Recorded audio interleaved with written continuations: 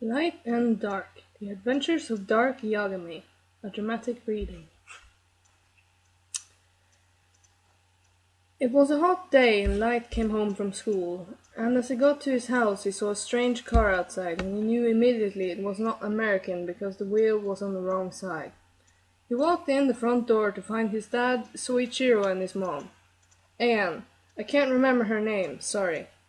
They looked surprised to see him. Mom, Dad, what's going on? Light asked them. Light, we have something to tell you, said his dad, while playing with his mustache. This is your twin brother, Dark Yagami, they both said together and pointed to the guy in the corner of the room. Dark looked exactly the same as Light, except that he had black hair and he was dressed like Mellow. But Light hadn't met Mellow yet, so he didn't know that. Smiley face. He got up and walked across the room. Hi, bro, I'm Dark, he said, lolling, and offered his hand to shake. How could you not tell me about this? Light shouted like mad. We sent him to a top-secret orphanage in Wales. It's a town in England, where he would learn to be the next L. We can't tell anyone because it's top secret and Kira might find out and Kira might try to kill him, his mom said. Light was crazy and punched a table.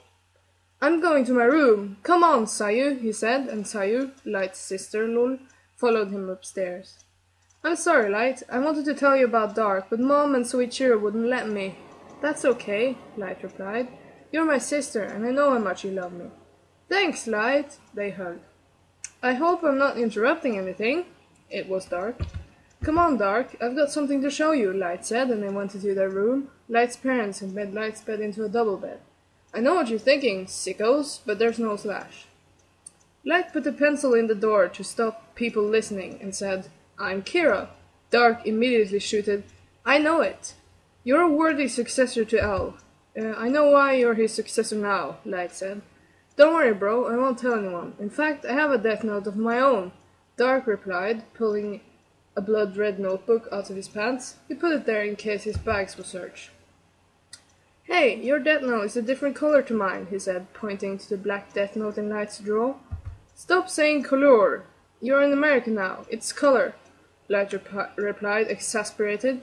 Sorry, lol, Dark said. This is my Shinigami, he said, and Light saw a big monster appear. He was like twice the size of Ryuk, and he had a big mohawk made of blood and skulls. Even Light was scared of him. He was eating bananas like Ryuk ate apples, but they were blood bananas, made of blood. He is big, said Light, and as the Shinigami bit down on a blood banana. What's his name? My name is Blood, said Blood, as he kept eating the blood banana. I'm the new king of the Shinigami, and I have special death note. Kills anyone whose name is written in it, even if you don't know their face or name. I have to unpack now, said Dark. Okay, I'll leave you to it, Light replied, and exited the door. Dark took his cell phone out of his special place. Anne, figure it out for yourself, lol, and pressed the L button.